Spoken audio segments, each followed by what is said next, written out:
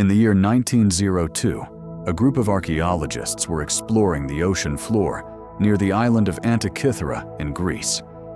During their dive, they discovered the wreckage of an ancient Roman trading ship. These ships were generally used for transporting treasures and wine. But what they didn't realize was that something they were about to find in this shipwreck would become one of the greatest and most mysterious discoveries in human history. While diving, they found several marble statues, jewelry, and a wooden box. When the box was opened, inside was a strange device that was so advanced and alien-like, it changed the way ancient history was understood forever. It was a complex, round-shaped machine made of bronze, which was later named the Antikythera mechanism. But what did this device do? Who built it? And why? That was still a mystery. The device was made of bronze gears, tiles, and engravings, enclosed in a wooden and bronze case about the size of a shoebox. Historians speculated that it might be a scientific invention, possibly made by a Greek scientist over 2,000 years ago. The mechanism had hundreds of gears, switches, and precise moving parts, just like modern-day devices. For the next 100 years, scientists from around the world tried to study the device, but none could figure out what it actually did. It was kept in the National Archaeological Museum of Athens for nearly a century. However, as technology advanced, engineers, archaeologists, and scientific experts from across the globe came together to crack the code of this ancient gadget. Because it was extremely precious and fragile, scientists decided not to open it manually. Instead, they opted to use X-ray technology. The problem? The only machine in the world capable of scanning it was located in England. But transporting the device could risk further damage. So, instead, the X-ray machine was brought to the museum. When the scans were finally performed, historians, scientists, and examiners were stunned. The technology used in the device seemed impossible to have existed 2,000 years ago. It was, in fact, the world's first known computer. On the front side of the mechanism was a large circular dial representing a 365-day calendar. Inside it was another zodiac dial showing the 12 Greek astrological signs and a rotating hand to indicate the date. On the backside, there were two spiral dials that tracked different astronomical cycles. The first was the metonic cycle, a 19-year cycle in which the phases of the moon repeat exactly. This dial could predict the lunar phases accurately. The second was the Saros cycle, an 18-year, 11-day, and 8-hour cycle that could predict solar and lunar eclipses. Using this dial, ancient astronomers could accurately predict the timing and type of eclipses. Inside the device, 47 interconnected gears were discovered, made with extreme precision. These gears simulated the motion of the sun, moon, and planets. The largest gear was connected to the front dial showing the sun's movement. Smaller gears simulated the irregular motion of the moon, indicating that ancient engineers understood epicyclic gearing systems, which are complex even today. Other gears tracked the positions of Mercury, Venus, Mars, Jupiter, and Saturn, the 5 known planets in ancient Greek astronomy. One of the most surprising features of this mechanism was that it even tracked the Olympic Games, which were held every 4 years. This indicated that the device was not only astronomical, but also had cultural and civil importance. Its gears were so complex that similar technology didn't appear again until 14th century mechanical clocks, and even those didn't come close in precision. It was as if a modern-day engineer had built it. The Antikythera mechanism is proof that ancient civilizations used technology that we never imagined. It was the world's first known computer, capable of performing astronomical and scientific calculations. The existence of such a machine 2,000 years ago remains one of the biggest mysteries in history. But this isn't the only mystery that was centuries ahead of its time. In 1912, a Polish writer named Wilfrid Voynich was inspecting an old library at Villa Mondragone in Italy.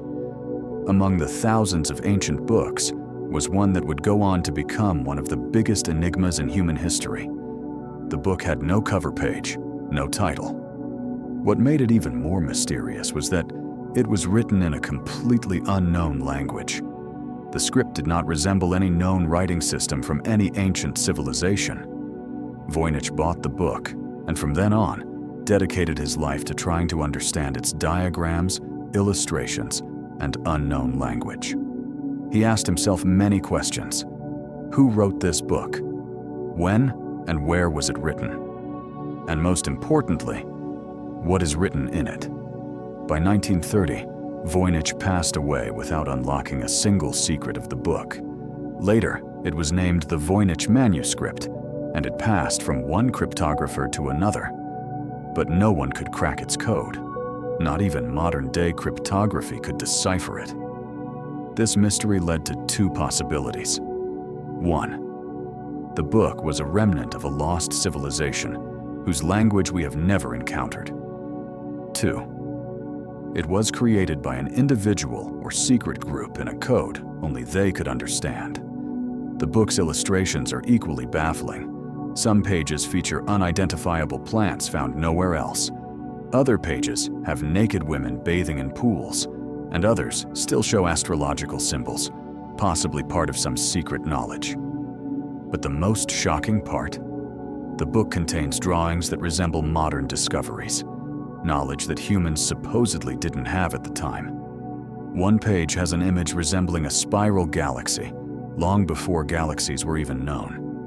Another page shows diagrams resembling plant cells, yet the microscope wasn't invented until 250 years later. Could the writer have had access to advanced knowledge? Carbon dating suggests the book was written between 1408 and 1428. When analyzed under a microscope, another startling fact emerged. There wasn't a single mistake in the entire 260-page manuscript. No corrections, no double writing. How could anyone handwrite such a long book without a single spelling error? Today, the Voynich manuscript is housed at Yale University's Beinecke Rare Book and Manuscript Library. It is considered the most mysterious book in the world. Every few years, new scholars and cryptographers attempt to decode it, but all eventually fail. Will we ever know its true meaning? Perhaps not. Ancient civilizations across the world built structures that were not only a part of their cultural identity, but also living proof of their scientific and astronomical knowledge. But if we talk about the most advanced and precise structure, there's no doubt that the Great Pyramid of Giza tops the list. It's not just a giant stone structure. It holds secrets that still puzzle scientists and historians. The pyramid is located almost exactly at the geodesic center of all the land masses on Earth. That means, if you find the geographic center of all continents, the pyramid is incredibly close to it. And this was built without GPS or even basic maps. It consists of 2.3 million limestone blocks, each weighing between 2 to 80 tons. These massive stones were transported from 500 miles south of Giza. Yet, at the time of its construction, the wheel hadn't even been invented. The earliest wheels came about 300 years later.